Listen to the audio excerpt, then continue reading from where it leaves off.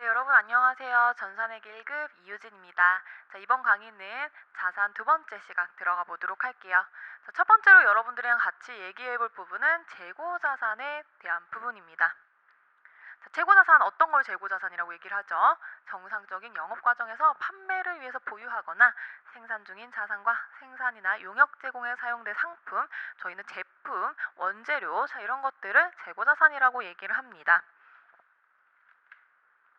자, 재고자산 취득원가를 산정하는 방법에 대해서는 알고 계시겠지만 다시 한번 상기시킨다는 느낌으로 말씀을 드리자면 우리가 구입할 때 주는 구입 가격, 매입 가격이라고 얘기를 하고요. 거기에 그 구입을 하면서 들어가는 모든 부대 비용 더할 거예요. 운반비 같은 거 더할 거고요. 내가 혹시 구입하면서 애누리 환출 할인을 받았다면 차감해주는 형태로 우리가 취득원가를 산정을 하게 됩니다.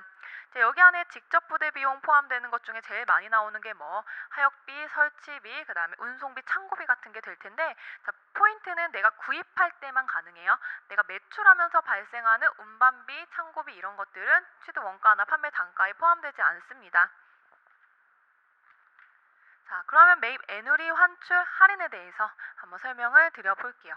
자, 할인 깎는 개념입니다. 제가 외상으로 여러분들한테 매출하고요. 여러분들이 저한테 돈을 줘야 되는데 제가 돈을 받기 위해서 할 수 있는 노력, 어떤 노력이 있을까 생각해 봤더니 내가 처음에 계약할 때 빨리 주면 내가 더 많이 좀 할인해 줄게 라는 개념으로 외상으로 매출한 거죠.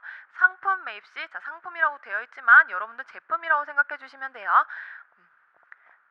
원재료 제품 매입 시 판매자와 정해진 할인 기간 내에 대금을 상환하고 가격을 할인받는 경우, 자, 할인 기간 내에 대금을 상환하는 게 포인트가 되겠고요. 자, 애누리랑 환출은 두 가지는 비슷한 개념을 볼 수가 있는데 제가 여러분들한테 뭔가 물건을 팔았어요. 근데 여러분들이 받아봤을 때 이게 깨져 있었다, 아니면 사용을 못하는 상태가 됐다. 자, 그러면 제가 둘 중에 하나를 선택할 수 있게 여러분들한테 선택권을 드릴 거예요. 첫 번째가, 자, 그러면 네가 나한테 외상으로 사왔기 때문에 외상 대금에서 차감해. 나머지만 보내. 이렇게 할 수 있고요. 두 번째, 그러면 그거 일단 보내봐. 그러면 여러분들이 애누리는 할인받는 개념이고요. 환출은 저한테 다시 반품 보내는 개념으로 보시면 되겠습니다.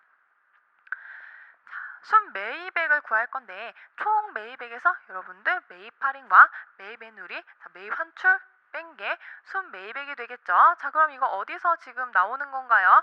자, 어떻게 보면은 이게 좀 취득 원가를 산정하는 부분과 매우 유사하다라고 보시면 되겠네요. 자, 지금 설명드릴 이 부분은요, 전산회계 1급에서 출제되는 문제이기 때문에 2급에서는 설명드리지 않았지만 우리가 기말에 재고자산 포함할 거니 말 거니, 네 거니 내 거니, 자, 구분을 해야 돼요. 그래서 매출자 혹은 매입자 누구 건지 여부를 가려야 되는데 지금 다음과 같이 저희가 가려보도록 하겠습니다. 자, 교재 세 가지로 구분이 되어 있을 거예요. 미착품이 있을 거고요. 자, 그다음에 하나는 위탁 상품, 하나는 시용 상품이 있을 텐데 미착품 먼저 보도록 하겠습니다. 자, 미착품의 개념 자체가 뭐냐면요, 현재 운송 중에 있는 원재료입니다. 그러니까 미착품은 다른 나라에서 우리나라 올 때, 수입할 때 보통 사용하는 계정 과목이라고 보시면 되는데요. 제가 외국에서 사올 거예요. 근데 아직 배를 타고 있어요. 미착품이에요. 저한테 도착하기 전까지는. 자, 그런데 우리가 수입이나 수출을 할 때 조건을 걸 거예요. 인도 조건. 자, 선적지 인도 조건이냐, 목적지 인도 조건이냐를 볼 건데요. 선적지, 목적지 두 가지의 차이 보도록 하겠습니다. 자, 수출을 할 거예요. 수출을 할 거면요, 여러분 제 물건을 여러분들한테 드릴 건데 여러분 지금 해외에 계세요. 그럼 제가 수출이 되겠죠. 배에 실어서 혹은 항공기에 실어서 제가 여러분들한테 보내야 돼요. 자, 선적지 인도 조건으로 계약을 했다. 그럼 배에 실는 순간 내게 아니에요. 내게 아니에요. 판매하는 제게 아니고 여러분 거예요. 자, 그럼 반대로 목적지 인도 조건. 여러분들한테 도착할 때까지는 내 거예요. 그리고 도착하면 여러분께 되는 거예요.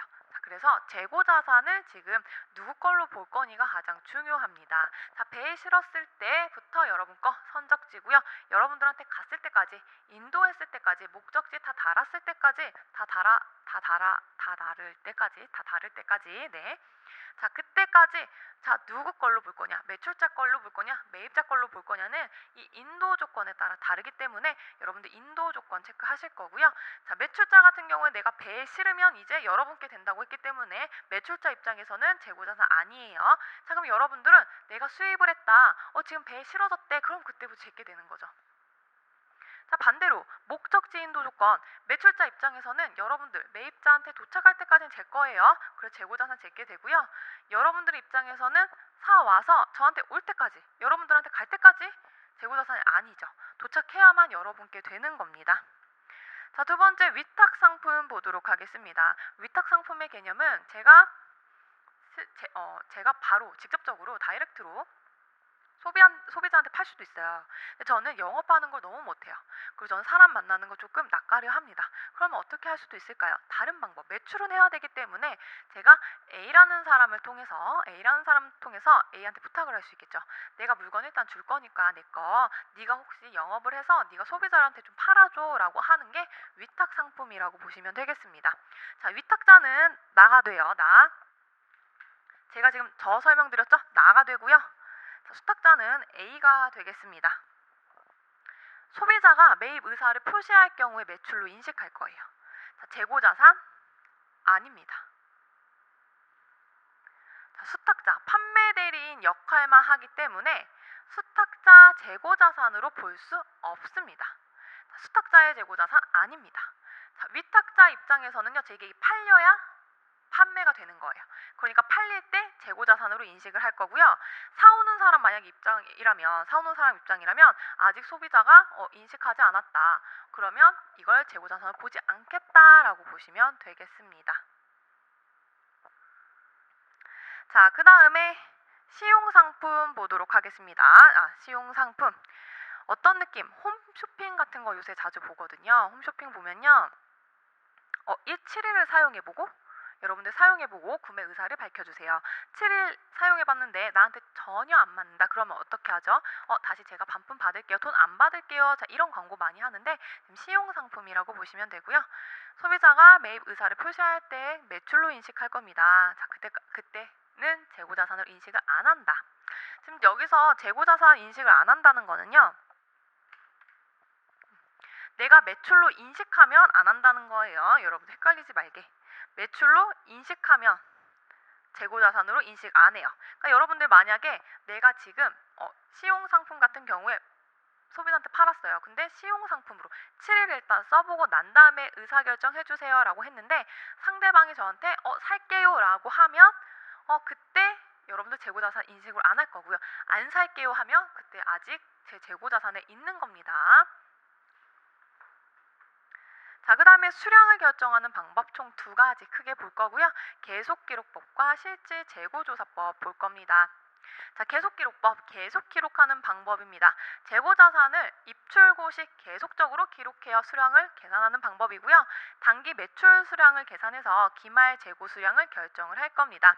자, 그러니까 우리 이런 거죠. 매출할 때 매입할 때 다 기록하는 거예요. 계속기록법. 이동평균법을 사용을 할 거고요.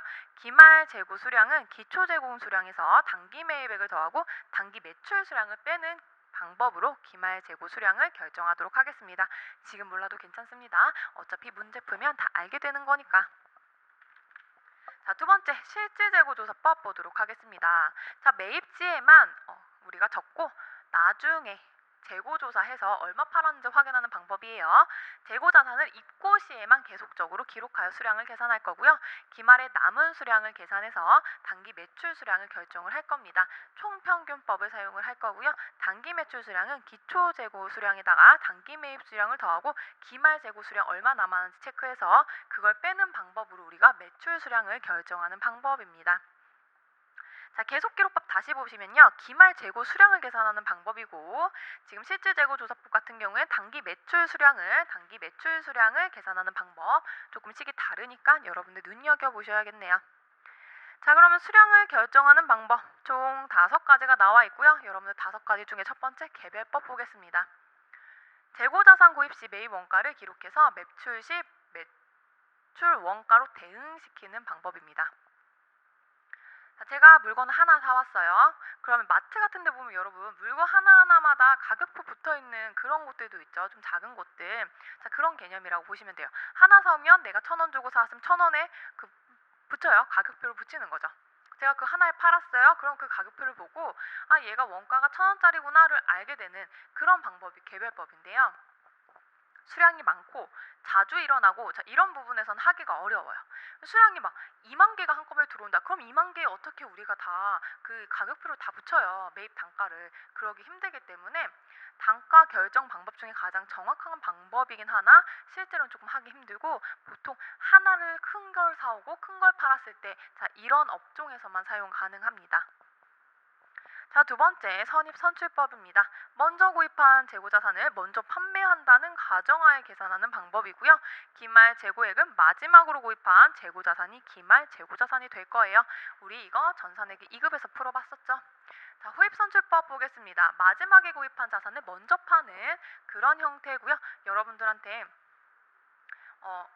그 선입선출법 얘기하면서 제가 편의점 얘기를 했었어요. 그거에 반대되는 개념이라고 보시면 되죠. 기말 재고 자산, 기말 재고액은 처음 구입한 그런 재고 자산이 기말에 남아있다라고 보시면 되겠습니다.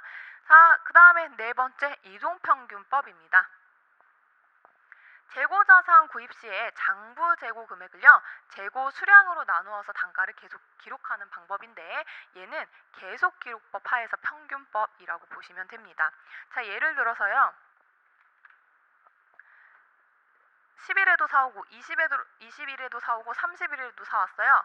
자, 여기를 100개를 사오고 200개를 사오고 300개를 사왔다면 여러분들 처음에 사왔을 때 평균을 낼 거예요. 자, 그럼 150원이 되겠죠. 또 그럼 150원이 평균이 돼서 세 번째 사온 300원이랑도 또 평균을 내는 그런 방식으로 진행이 되는 게 이동평균법이라고 보시면 되겠습니다. 자, 마지막 총평균법이고요. 일정 기간 단위로 품목별 총평균 원가를 계산하는 방법입니다. 실제 재고조사법에서 사용하는 평균법인데, 우리는 월로 하겠다. 그럼 월에 발생된 모든 매입을 다 더해서 수량과 단가를 다 더해서 나누기를 하는, 그래서 평균을 만드는 게 총평균법이 되겠습니다. 자, 이 부분 여러분들 별표 치도록 할게요. 물가 상승 시에 매출원가 누가 더 크니, 물가 상승 시에 기말 재고자산 누가 더 크니, 구분하는 거고요. 시험도 출제될 수 있기 때문에 여러분들 체크하고 넘어가도록 할게요. 자, 앞글자 따서 외울 겁니다. 선, 이, 총, 후. 선이 총후로 암기하실 거고요. 일단 기본적으로 선, 이, 총, 후를 나열을 하신 다음에 매출원가다라고 한다면 후 쪽이 제일 커요. 그래서 우리가 지금 부등호로 후 쪽에 둘 거고요. 가끔 이게 같아질 수는 있습니다, 여러분. 크거나 같을 수는 있어요. 자, 그 다음에 반대로 기말 재고자산 물가 상승률에 누가 가장 크냐 했을 때 선이 총후 납둔 다음에 이번엔 반대, 선이 가장 커요. 그래서 선으로 여러분들이 부등호 두시면 되고요. 선으로 두시면 되고, 자, 얘도 위에 매출원가와 마찬가지로 이동평균법과 총평균법 크거나 같을 수 있습니다. 자, 같을 수까지 있다는 거 체크하시고 넘어가도록 하겠습니다.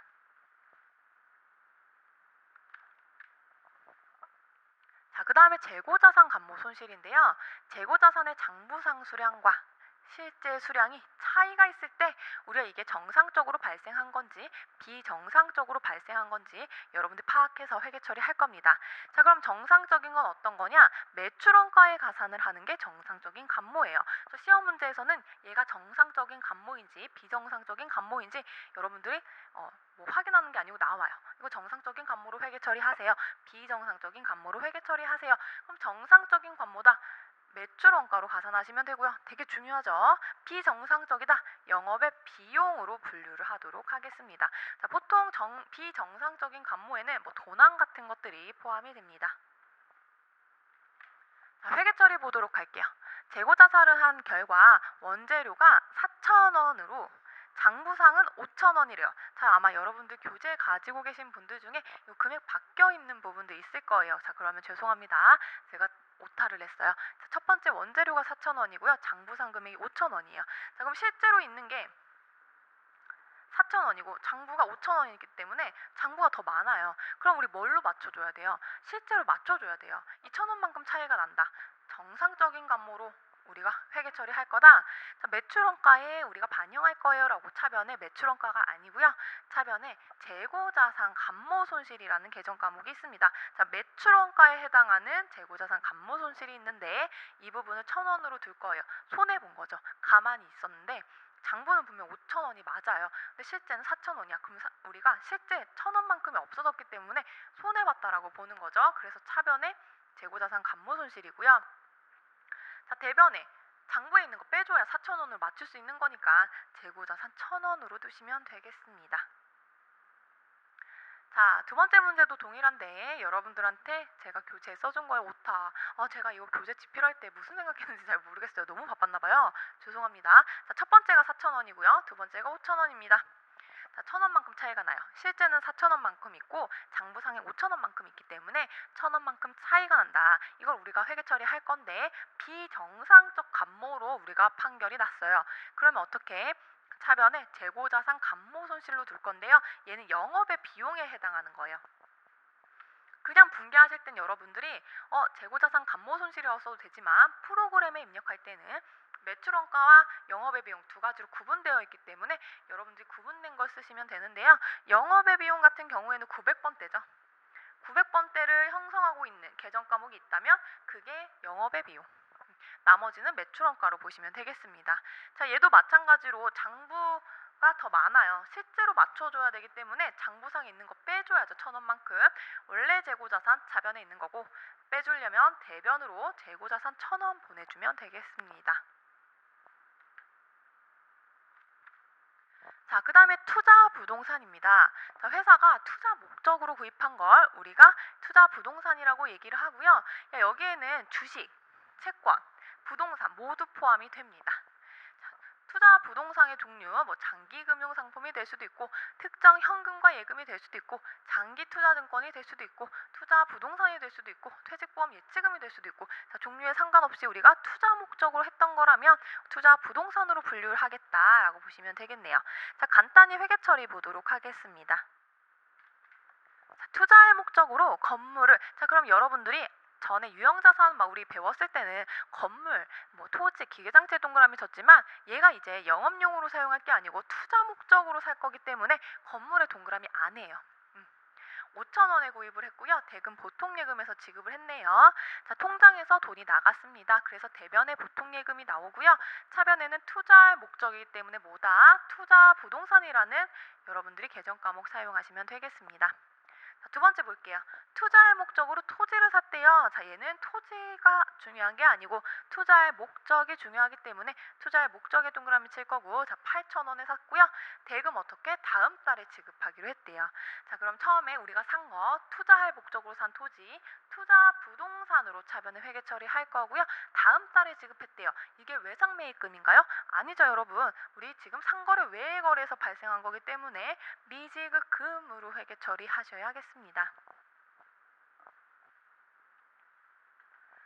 자, 오늘 여러분들과 중요한 얘기 했었는데 재고자산과 투자 부동산에 대해서 얘기를 했었고요. 자, 재고자산 중에서는 전산회계 2급에서 출제되지 않았던 교재에 없었던 미착품에 대해서 얘기를 드렸습니다. 그래서 처음 듣는 분들은 뭔가 좀 생소하실 거고요. 우리가 시용상품은 어떻게 누구의 매출, 재고자산으로 인식을 할 건지 어떨 때 매출로 인식을 할 건지 그런 부분 설명드렸기 때문에 혹시 어렵다면 다시 한번 확인하시면 되겠고요. 자, 마지막에 배웠던 투자 부동산은 아주 간단합니다. 원리가 영업용으로 사용할 게 아니다. 투자의 목적으로 사용할 거다라고 한다면 계정에 어떤 걸 샀는지가 중요하지 않고 투자한 목적이 중요하기 때문에 투자 부동산으로 분류한다는 거 여러분들이 기억해 주시면 감사하겠습니다. 자, 오늘도 공부하느라 고생 너무 많으셨고요. 저는 다음 강의에서 뵙도록 하겠습니다. 감사합니다.